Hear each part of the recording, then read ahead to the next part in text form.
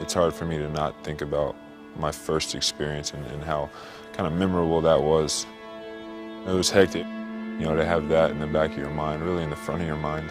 The whole weekend was, to be honest, it kind of, I guess, tainted the whole experience.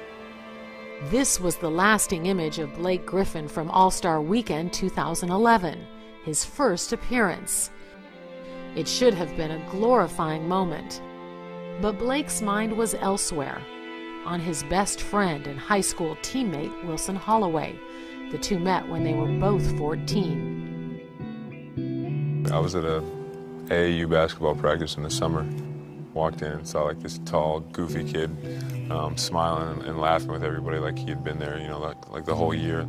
Walked over and he introduced himself, and you know, from then on it was like, you know, it's like I knew him my whole life.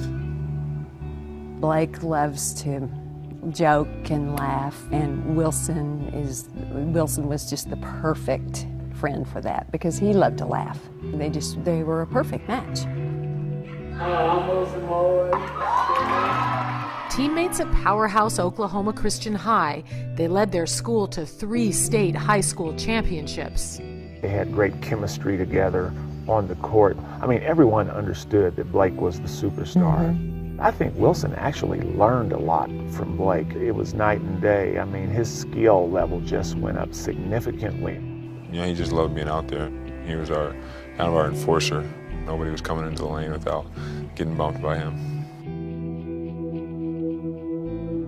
The two graduated in 2007. Blake went on to Oklahoma, and Wilson began playing football at Tulsa. But in March 2008, Wilson was diagnosed with Hodgkin's lymphoma. He had called me, and I just kind of lost my mind. I mean, I started crying, screaming. I'm talking to him on the phone, cussing, just going crazy. And he's like, man, it's going to be fine. He's more high-spirited about it than I was, and I was one over here crying and freaking out, and he's laughing. We talked about it, and I was a lot more scared when I talked to my mom about it, because then when I called him, you know, he acted like everything was fine, and he was just kind of like, oh, well, you know, I got to do this and got to do that. You know, hopefully it'll go away. You know, no matter how bad it was or how good it was, you know, he made sure you thought it was nothing. After 5 months of chemotherapy, Wilson was declared cancer-free. I thought, okay, awesome, you know, he's going to go back to, you know, playing, he's going to go back to practice, school, everything's going to be normal, and that's the way he talked about it, and, you know, it was kind of like, okay, we got over that hurdle.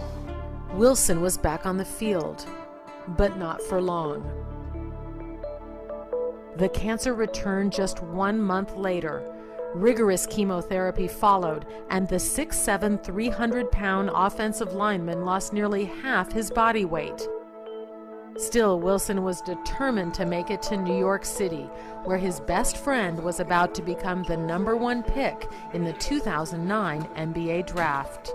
Wilson had just finished a round of chemotherapy, was very weak, and I was very concerned about him going. I initially said, no, he cannot go.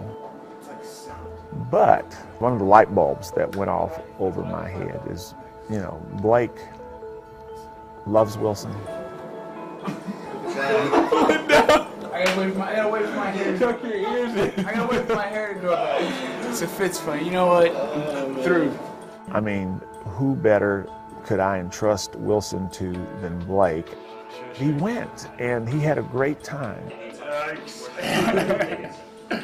See, I leave my room and I walk out jacking my shoes, jacking my bag.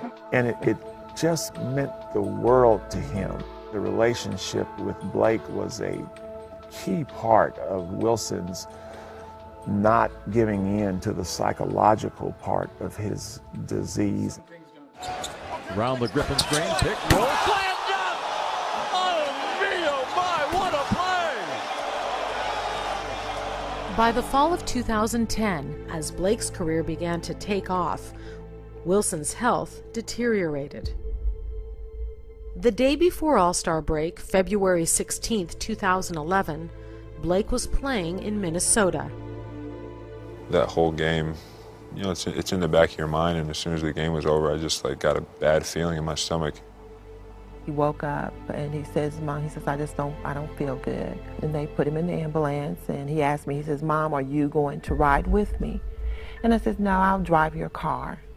And so I followed the ambulance, and they probably got maybe 5 minutes from the house, and called me back and says, well, we're going to turn on the lights. When I got there, he had an infection, and we never, got to talk to him again after that. And then he died on Wednesday, that Wednesday. I went to the locker room, we had our meeting, and grabbed my phone and saw, texts and missed calls, and all the texts said, I'm sorry. And then my mom called me right back, and I just remember her saying, I'm sorry. And I think I just hung up the phone. I just remember sitting in my locker and kind of losing it for a while. Just 3 days after his friend's death, Blake made this moment the iconic image of his first All-Star weekend. It's hard for me to not think about my first experience and how kind of memorable that was, with doing so much and all that without thinking about that situation. I want to dedicate, this to my friend, my best friend who passed away this past Wednesday. I know he would have been watching me here, so I dedicate this to him, and I hope I made him proud. When you heard Blake talk about your brother after the dunk contest, what did you think? My initial reaction was I started crying. I've never just been so, I know it's a really emotional time, but it was cool.